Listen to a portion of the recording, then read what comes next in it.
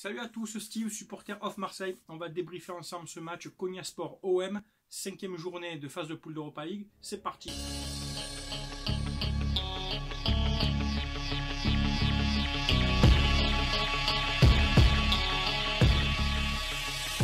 Bon, tout d'abord, avant de commencer à débriefer le match, on va parler des 30 guerriers qui ont fait le déplacement jusqu'en Turquie.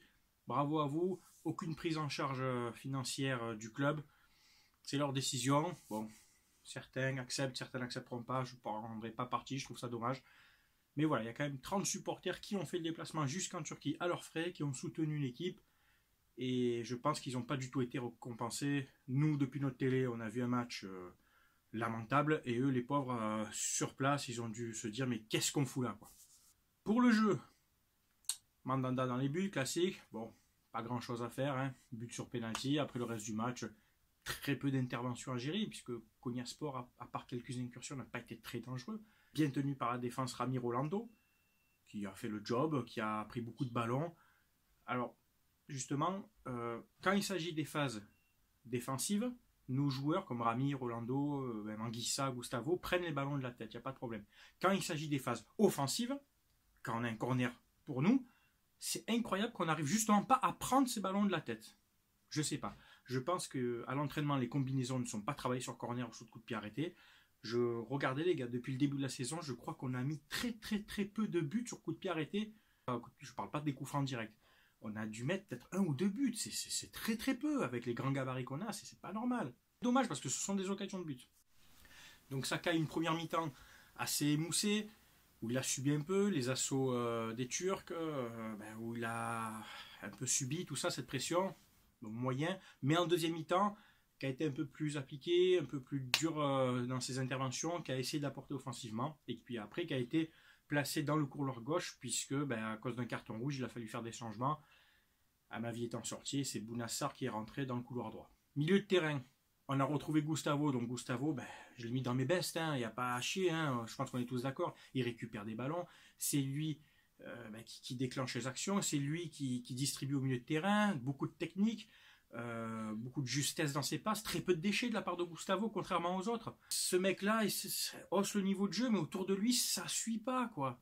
Autour de lui, c'est très faible techniquement, c'est-à-dire tout le bienfait d'une action lancée par Gustavo est de suite gâché 1 ou 2 passes après, quoi. C'est dommage. Anguissa, pas un bon match d'Anguissa. Zambo, je sais pas si c'est depuis le match contre Bordeaux où tu as un peu raté ta passe, si tu es encore en dedans, il va falloir vite sortir de ça et te remettre vite dans le bain, quoi, parce que en face, désolé les gars, c'est que Konyaspor, quoi. Zambo, tu dois envoyer ton impact physique, récupérer des ballons et percuter, quoi. Voilà, très discret, beaucoup de ballons perdus, je t'ai mis dans mes bides. Sanson, alors je suis mitigé parce que il se dépense, il essaye, beaucoup de déchets techniques aussi de Sanson, des passes qui n'arrivent pas, des passes pas du tout ajustées. À un moment sur Ocampos, il lance, il lui met le ballon dans les pieds, enfin, au lieu de l'envoyer en profondeur, il met dans le dos. Une passe sur Thauvin qui part complètement en touche. Sanson, c'est le mec qui peut te faire des accélérations et donner 1 ou 2 bons ballons, mais c'est aussi le mec qui va en gaspiller 8 avant. Je veux bien, Payet n'étant pas au top en ce moment, mais Sanson, mais le problème de Sanson, qui n'est pas un vrai numéro 10, il essaye, bon, tout à son honneur, mais il y a trop de déchets. Je veux dire, que tu joues numéro 8, 6, 10, que tu sois pas à ta place, soit après ta technique, tu l'as toujours, normalement ta technique, ta capacité de passe, tu ne la perds pas, tu peux jouer à n'importe quel poste sur le terrain, ta capacité de passe, tu ne dois pas la perdre. Beaucoup de déchets de Sanson, voilà, que j'ai trouvé un peu juste hier. Et puis en deuxième mi-temps, au fur et à mesure du match, qui de plus en plus discret, qui s'est éteint, quoi. Voilà. À un moment, j'avais même oublié qui jouait, quoi. Les joueurs offensifs, Thauvin à droite, Thauvin qui a essayé à sa manière, en percutant, en proposant, en dribblant, en provoquant, mais des fois un petit peu brouillon, des fois un petit peu personnel. C'est un des rares qui a tenté des frappes. À un moment, il a eu une action de but, c'est sorti par le défenseur ou le gardien, je sais plus, c'est dommage, il était énervé, je le comprends, parce que derrière aussi, ça suit pas. Enfin, Campos, je vais pas cracher dessus parce que il a toujours son envie quand même, il essaye quand même de se battre. Bon, il a eu très peu de ballons, il a une occasion où il se fait reprendre de vitesse, c'est dommage, mais voilà, pas du meilleur au Campos. C'était un petit peu aussi un peu brouillon pour lui, un peu au moment de dézonner un peu de partout. Je vais pas l'enfoncer non plus, mais bon, c'est pas son meilleur match, quoi. Germain, fantomatique. Casper Valère Germain, encore une fois, mais alors on me dit ouais, mais tout seul devant, il n'y arrive pas. Mais je veux bien, mais après à un moment donné, à un moment donné, Pareil, tu as de la vitesse, normalement tu as de la technique, tu as du ballon, va chercher les ballons si tu les as pas, propose, fais des appels, tu fais rien. Germain, c'est vivote comme ça sur 30 mètres de droite à gauche, quoi. Puis il n'y a rien. Ça sert à rien de lui centrer des ballons, il y prendra pas de la tête. Germain tout seul, ça marche pas. Le problème, c'est que Germain avec Mitroglou, on a vu que c'était pas terrible non plus. Alors on se pose la question, les gars, qu'est-ce qu'il faut faire? On marque pas contre Konyaspor, hormis le but contre Saint-Conge, on reviendra après. On marque pas contre Konyaspor, on galère contre Bordeaux. En fait, il y a un problème, en fait, je crois que les choix offensifs ne sont pas bons, là. C'est pas bon, tout ça. Germain, malheureusement, je suis déçu. Mitroglou, il a mis 2 buts, mais les gars, franchement, je suis vraiment pas emballé, quoi. Alors, ok, je lui laisse le temps, tout le monde me dit qu'il faut lui laisser le temps. On va lui laisser le temps.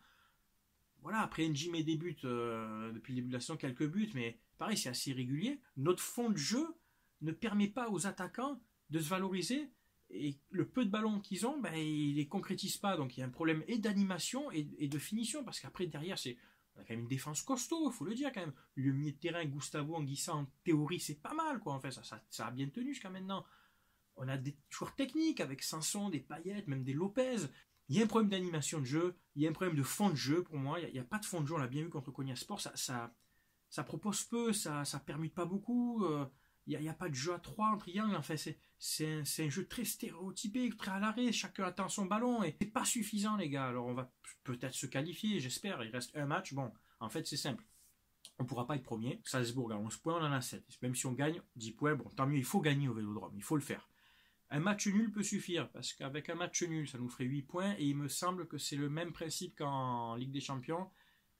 Si même Konyaspor bat Guimarães, ça se jouera sur on appelle ça les confrontations directes. Et étant donné qu'on a battu Konyaspor et fait match nul, en théorie, même s'ils ont le même nombre de points que nous et qu'ils ont un meilleur goal à virage, normalement l'OM devrait être qualifié. Donc normalement un match nul suffit, mais il ne faut pas se raccrocher à un match nul, il faut gagner, il faut produire du jeu. Cette Europa League, on s'est fait chier à s'y qualifier, au moins pour essayer de faire un beau parcours, sortir des poules, aller au moins en quart, 8e quart, mais faire des beaux matchs, quoi. Et en jouant comme ça, on va sortir des poules et on va se taper une équipe de meilleur calibre, et on va se faire dégager, et c'est dommage. Alors soit, il faut le dire clairement, les joueurs et le coach s'en foutent, et la direction aussi, dans ce cas, tu envoies chaque fois l'équipe B et c'est réglé. Soit dans ces cas-là, tu t'es qualifié, tu joues pour la gagner. Comme je mets souvent sur ma page, jouons pour la gagner. On est l'OM quand même. On est là pour aller le plus loin possible dans chaque compétition. Nice s'est qualifié, Lyon s'est qualifié quasiment. Hein. D'un groupe qui était le plus facile des trois, on galère, quoi. C'est pas normal. C'est pas normal. Hier soir, le match était très mauvais. On s'est fait chier. Moi, je me fais chier dans l'animation de jeu. C'est très pauvre. NJ est rentré, il a apporté de la vitesse. Alors, le but est très chanceux parce que il en remet, mais son centre n'aurait rien donné parce que c'était Sanson qui était à plus de 15 mètres, il n'aurait jamais eu le ballon, il y avait un autre défenseur au milieu. Donc on met un but contre son camp, on s'en sort. C'est vrai qu'on a du caractère, on égalise à la fin contre Bordeaux, on égalise là contre Konyaspor, mais c'est pas suffisant, les gars. Et puis Rudy Garcia, quand on perd un 0 qui reste une quinzaine de minutes avec les arrêts de jeu, si tu fais rentrer Bounassar, moi je pensais que c'était pour le mettre un joueur offensif, tu le fais rentrer arrière droit pour mettre Sakai à gauche, mais qu'on perd un 0, fait rentrer alors Mitroglou directement. Il faut jouer la gagne, on s'en fout après si on perd 2-0 ou quoi, mais il fallait mettre la pression tout de suite avec un autre attaquant, essayer d'égaliser rapidement, et puis après on sait jamais sur les dernières minutes. Tu as encore joué petit bras, Rudy, tu l'as joué genre, oh, je mets mes 4 défenseurs, 3 défenseurs auraient suffi, Rami, et c'était suffisant. L'arbitrage, on va parler d'arbitrage. Il y a faute sur NJ, moi j'ai revu le ralenti, vous l'avez vu aussi, il y a clairement faute sur NJ, donc ça mérite un penalty, je dis pas qu'on le marque, mais ça mérite un penalty. Un carton aussi, puisque je prends la logique de l'arbitre. Et puis la faute d'Amavi, les gars. Il faut bien la voir et l'analyser. Ça peut ne pas se siffler. Il va à contact épaule contre épaule, sauf que le joueur turc, en fait, le ballon rebondit, mais ralentit son rebond. Et le joueur turc était parti trop vite. Il a devancé le ballon. Donc c'est sûr que Amavi, qui s'est retourné pour prendre le ballon, lui met un léger coup d'épaule, et l'autre se jette, mais il s'est jeté comme n'importe quoi. Il en a rajouté. Donc bon, la faute peut siffler ou pas. Pour moi, elle se siffle pas. C'est pas une question de chauvinisme. Pour moi, elle se siffle pas. C'est épaule contre épaule. Et puis surtout le carton rouge. Le carton rouge, c'est hyper sévère, quoi. C'est même pas un tacle appuyé, c'est une épaule. C'était pas le dernier défenseur. Il y avait un gars à côté. Enfin, c'est très sévère. Cet arbitrage était très mauvais. C'est le Turpin de l'Europa League, ce mec. C'est pas possible. Donc voilà, arbitrage pas bon. Garcia, choix tactique pas bon. Et puis nous, pas bon dans le jeu. Tout ça fait que tu t'en sors gracieusement avec un match nul. Donc voilà. J'ai de la peine pour les mecs qui ont fait le déplacement là-bas, qui se sont fait chier aller et retour. respect à eux, mais les joueurs, vous ne méritez pas, quoi. Ils n'étaient pas à l'image de votre engouement, manque d'envie, manque d'abnégation encore. C'est simple. Un match, c'est sur des points simples. L'envie, l'abnégation, la justesse technique, et après, ça vient tout seul. Ça vient tout seul. Du fond de jeu, et puis voilà. Vous allez me dire, c'est simple. Ben oui, c'est simple. Contre des équipes comme ça, c'est suffisant. Un peu plus d'envie, de la justesse technique, et c'est réglé. Mais il n'y avait aucun des ingrédients. C'est fini pour le débrief. On se voit lundi matin pour le débrief du match OM Guingamp, si je ne me trompe pas. Merci à tous pour ceux qui me suivent. Pour les nouveaux arrivants, bienvenue. Comme je vous dis, ici, on parle foot. On est là pour débattre, on parle tactique. Pour ceux qui viennent sur ma page Facebook ou sur ma page YouTube, ma chaîne YouTube, et qui m'insultent, les gars, vous êtes, c'est gamin, quoi. Le mec, il t'envoie des insultes. Je vous le dis, si vous regardez, parce qu'en plus, les mecs me suivent. Ils suivent pas l'OM, ils me suivent pour m'insulter. Donc je vous le dis, ce message est pour vous, vous êtes nombreux.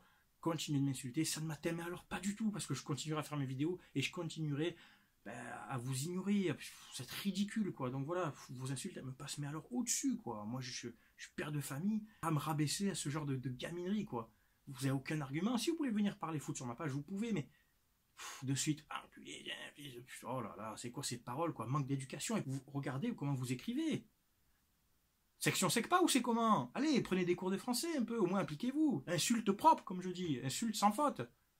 Rien que ton écriture, c'est une insulte pour mes yeux, ça pique les yeux quand vous écrivez, les gars. On se dit à bientôt, ciao ciao tout le monde, bon week-end et bon match pour dimanche. Ciao.